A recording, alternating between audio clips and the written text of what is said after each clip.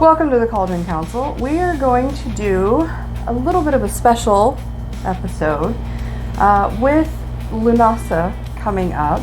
I thought that it would be appropriate to just do an episode of Lughnasadh history, themes, what it is, for anybody that may not know and is curious.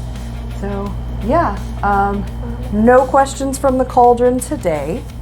That's okay though. This is a special episode, and we're still gonna have the maiden, the mother, the crone, Stormy, Percy, and I'm Mimsy.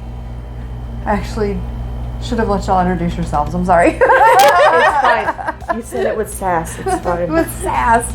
I still feel like I'm really awkward at the like the beginning. Like once we get going, it's fine. But the beginning, I'm like, we get to talk. We're like, hi. We'll get there. We'll get there. We'll figure it out. It's fine. Either way.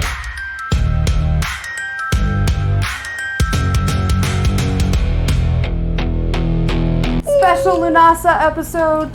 The council is in session. I love that so much. Percy's excited. Yes. All right. So, what is Lughnasadh? So, Lughnasadh is one of the sabbats on the Wheel of the Year. Okay.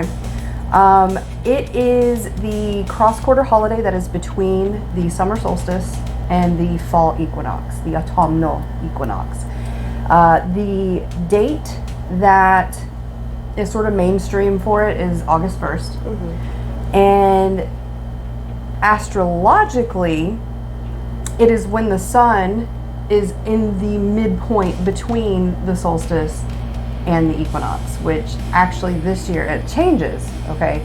Because it's not always the same date, because our calendar is stupid. We have leap years and everything else, yeah. So this year, Lughnasadh actually falls on August 7th. Okay. So we're looking at a whole week difference between the actual astrological date and the mainstream date for this. Which one is more appropriate? It really doesn't matter, you know? One of the cool things about the Wheel of the Year and the pagan holidays is that we get to celebrate a whole season. You know, we're not just celebrating one day and then it's over with. Mm-hmm. Those themes carry into until the next one, basically.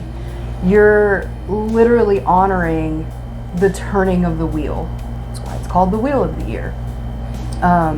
The wheel continuously turns. It doesn't end. There's no ending. There's no beginning type thing, you know. So, yeah. So what exactly is Lughnasadh? Lughnasadh is the first harvest. So the first harvest is usually your grains, your oats, things like that, right? And what do you do with your grains and your oats? Put them in storage to make bread. To make bread, yes. They're so for you bread. Can survive the winter. Yes, they're your bread. So Lughnasadh is also known as Lammas. Okay. Have you ever heard of Lammas? So Lammas, I believe that was sort of the conversion to, because Lammas is actually kind of Catholic, if I remember correctly. So I think that was sort of the conversion into like, hey, see, we celebrate the same holidays. And that was Lammas. You mean like they did with Easter? Yes. Yes, very much so. And I could be wrong on that, but I'm pretty certain that that's Lammas is, but it's the same concept, same day. So it's the first harvest. You harvest your grains and you make bread and you celebrate breaking bread with your community, with your family, friends, blah, blah, blah, right? Lughnasadh is named after the Celtic god Lugh. Lugh was very cool. You would love Lugh. He was listening. Yes. He's known as the master craftsman, like basically master of all things. He was good at a lot of different things. He was very skilled at arts, all kinds of arts. He was a smith. He was a poet. He was a musician. He was a warrior. He was good at games. He's like jack of all trades. Jack of all trades. Is he younger or older than Dagda? Because Dagda's good at stuff like that too. Younger. Okay, so it's like Baby Dagda. Baby Dagda. Baby Dagda. Baby Dagda. So the story of Lugh is actually kind of sad. So he was raised by Tauchu, okay? Tauchu was his foster mother. Oh. Wasn't his birth mother, right? Was he an orphan? Yeah, and in more than one way, too. Oh. Tauchu spent her life clearing the dense forests in order to make the land pliable for agriculture. She is the reason why agriculture became so prevalent and in Ireland, right? Okay. Back then. Okay. So without her, the agriculture would not have been able to be as good as it was, as early on as it was. Prosperous, yes, that. She spent her life clearing out the forests in order to make fields for crops, and it killed her. She died, and she is known as she's attributed to making a sacrifice for the people to be able to grow their own food and survive. Yeah, to live. And to live, yes. Mm-hmm. So what Lugh did in order to honor her was he started a big festival to honor the first harvest called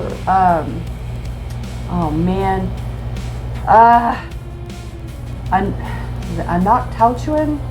It was named after her, and it was basically the Assembly of Tauchu, is what it meant. Yeah, because you're bringing forth all the things from the field that she cleared. Correct. And it was a big market, so you would have people selling, the stuff that they had first harvested, their breads, the stuff they made from it. You also, because you had so many people in a community coming together, you had games. You had the big boulder toss, right? Mm-hmm. Like throwing the. We had all the like the caber tosses and stuff. Like not caber was Scotland. I know, but throwing big heavy shit. So it's kind of like a big old farmers market kind of. It's like a fall. It's like a fall fest and a farmers market had a put baby together with Olympic games. So did they get naked and oil themselves up like the Olympics? Probably. I mean, I'm sure there was nudity involved, but there's probably a lot of nudity. I mean, you also made ale out of your grains, so right? Yeah, ale and mead. Well, mead's from honey, but getting litty. So Olympic style games where they would have these big competitions, and that is also in honor of Lugh being the master of all trades, jack of all trades. He was just good at everything. He's good at everything. And I mean, he didn't have parents. You gotta give him some fucking shit somewhere, man. Free time. Yeah. No, you can't make him an orphan and bad at stuff. That's just sad. That's setting somebody up for failure. Yeah. Well, I mean, on the other hand, if he was an orphan and bad at stuff, then he would have had to have overcome a lot to be the hero of the story. True. But yeah, so that's basically Lughnasadh in a nutshell. And in modern practices, it's a good time to sort of clear out your grain stores, right? Your inner grain stores, spiritually speaking, because you had to do that before your first harvest. Yeah, you spoil everything. Yes, it doesn't take a whole lot of bad grain that's been in there for a year or more to spoil your entire harvest. You can't have that. Then you're not going to survive the winter. So you got to clear all that out. And so spiritually, this is the time of year we do the same thing. We sort of let go of what no longer serves us. Got to clear out the cobwebs. You got to clear out the cobwebs so that you can put what you harvested back in and it be protected and safe. You're gonna clear out the bad to make room for the good. It's kind of like spring cleaning, but not in spring. It's very much spring cleaning. It is. I've noticed that's a theme in the Wheel of the Year. We do multiple clean outs in between all the Yeah. Yeah. There's a lot of shadow work, man. There's a lot of shadow work. And funny you should say that because, you know, after Lughnasadh, we hit Mabon, which we'll talk about when we get there. I love Mabon. And then after that, we have Samhain, and that's when we really start heading into the shadow season. And that's when it's heavy. You have no choice but to start diving in and looking at yourself. Because if you think of life back then, what did you have to do in the wintertime? You had to stay the fucking doors and not freeze to death. Yeah, because it wasn't the same as it is You now. tended your critters and made sure they didn't freeze to death, and you ate. Got fat and happy, which is why people got knocked up in the winter and they had babies in the spring. If they were indoors long enough. I have a whole theory about... we had all the summer babies. Yeah, I have a theory actually, about winter babies, about babies being born in the winter because of Beltane. Maybe we should save that. Maybe we should save that for Beltane. I will say a lot of that stuff would make sense because I mean, do you remember when COVID was happening and So everybody many was stuck babies. in their house and the amount of COVID we call them COVID babies. The amount of COVID babies that there were was insane. Everybody was pregnant. Yes. You have nothing to do. They didn't have TV back then. Yeah, like I said, it's not the same now where you can just go outside for a little while and then come inside and warm back It up. wasn't They that couldn't easy. do that, so you stayed inside. You kept those doors closed so that it would stay heated up in there. Yes. Yep. But yeah, I mean that's Lughnasadh in a nutshell. You have any questions? It's actually like pretty like self-explanatory. Yeah. Like self-explanatory. Yeah. The way you explain it in a really, really, really good way that it's like you don't need much else. That all makes sense. I'm now gonna go down the rabbit hole that is Lugh, though. You're gonna love him. Oh, you're gonna love Lugh. That's why as soon as you started describing it, I was like, oh, he's like young Dagda, because Dagda's good at music and war and All the provide things. and all the things. I was like, wait, Yeah. wait. Yep. I got excited. I was like, we got another one. Yes. So I will say I don't think it's any coincidence that the Wheel of the Year sort of guides us to go through spiritually the same way they tended their agriculture in ancient cultures, right? Kind of like you gotta clean out your grains and make room for your new harvest. For the second harvest, Mabon, coming up, is basically the witch's Thanksgiving. Woo! It's awesome. I love it. I want to have a big party.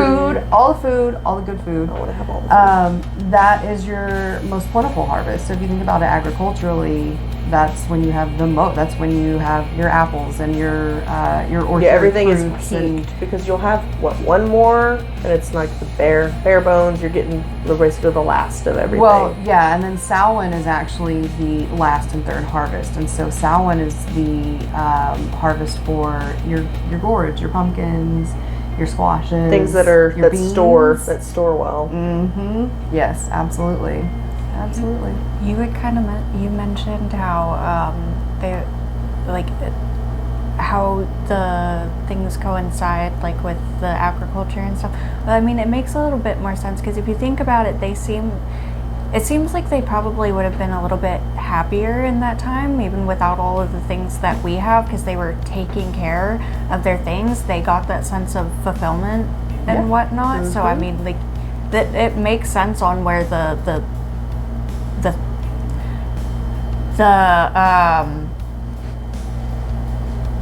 here, we're gonna drive for a second because I can't think. You lost it. It's okay.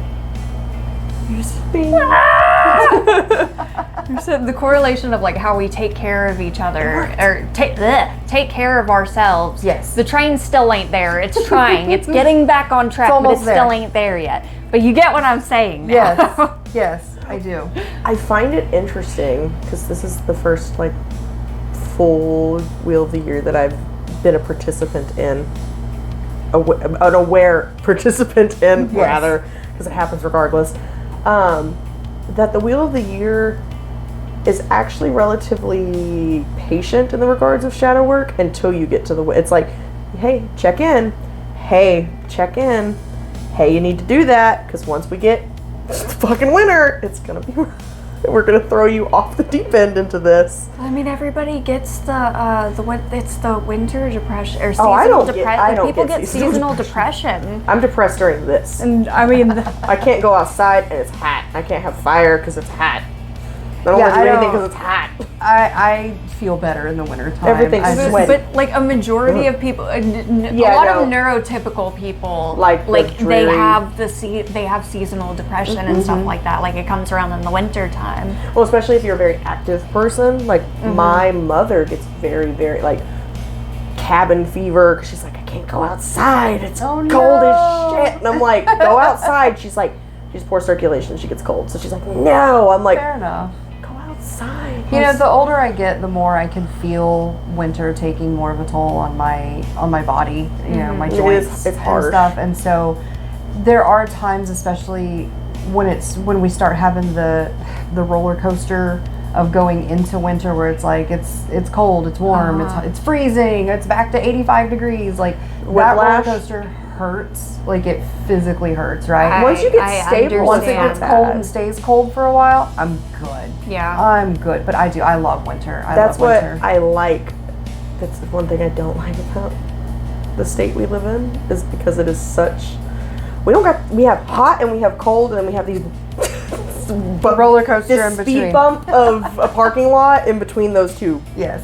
And hot is more than cold, and it's. And Yeah. it's definitely not within the seasons that it should No. actually be in. I like seasons, and it's not. The seasons don't exist here. I don't want to sweat to death on Halloween. Okay. But it's hit or No. miss. You're either freezing cold on Halloween or it's I've wore a cold. full fleece footy pajamas, and then I've also had to wear basically a bathing suit because it's freaking hot. Like it's not fair. So yeah, that's Lughnasadh. I'm gonna go down a rabbit hole. I can't wait for you to do that. You're gonna love it. It's gonna Also, be I gotta make bread now. great. Yes. I'm experimenting with almond flour anyway because gluten and me aren't the best of friends. I so. want to jump on the bandwagon and create sourdough. I've never made Oh. bread before.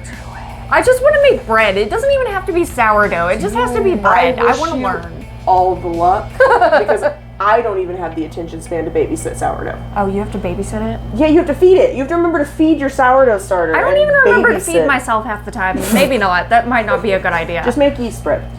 Make Much a butter easier. candle to go with her bread that she makes. Make a butter candle. butter candle? Yes, a butter candle. What is a butter candle? So okay, so you take butter, right? Uh-huh. And honestly, like if you're gonna do this, like you gotta use Kerrygold. Use Kerrygold, the really good like Irish butter. Yeah, Okay. the blue and like greeny gold That, box. yes, I use okay. it for baking because it's really good. You melt it down, you put it on. I like to do a double boiler, but some people will just do it like straight in the pan, right? Mm-hmm. On low.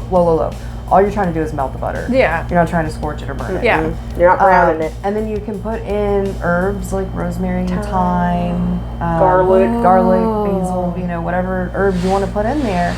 And you let it simmer like that. I say simmer very, very lightly. You just want it to be warm enough to release the flavors Yeah. into the butter. You let it do that for 10-15 minutes or so. It's all melty and yummy together. And then you pour it into like a paper cup with a candle wick. I got candle wick. It's a literal candle. It's a And literal you light candle. it. Oh and my you gosh. dip your bread in it. Yes, you light it, and when you light it, it starts to melt, and you just dip your bread in it. It's so cool. I need your kitchen. I will say you can't just use any wick though. Like get the hemp wicks that are coated with the edible beeswax, so that it's all food grade. No, I'm just gonna eat plastic. Fine. Just gonna eat paraffin. I already got microplastics in my body anyway. I Yeah. drink bottled water. fair. What you don't know don't hurt you. But anyway, butter What if I candle. just take a torch Butter to candle's it? a lot I'll of melt fun. it without a wick. There you go. Yes. I'll put it on a candle warmer. Oh. Like a Scentsy. Oh. Have you Hold seen on. those cauldrons? The tea light, where it's like the tea light. Yeah, they use them for Yes. fondue and caramel and stuff. Yes. Yes, I've that. seen them. Butter. I love butter. Oh, I'm Anyway. making bread. We're gonna have I'll make bread butter. and butter candle. We're gonna do things. And then I'm gonna take you, or We're gonna have to send her a picture, but we're gonna do things. and then we're gonna have a witch. I need you to send me all of your witchy movies. Depending if my mom's sourdough starter has yielded, I might steal some of that. I can't babysit it, but she's trying. So Anyway, y'all, that's Lughnasadh. If y'all have any questions go about break bread. Mabon coming up, submit them, throw them in there, and Like maybe, and subscribe. Maybe we might get to those when we get to that Sabbath, right? Go break bread. Like and subscribe. Bye. Bye, not hi. Me, go break bread.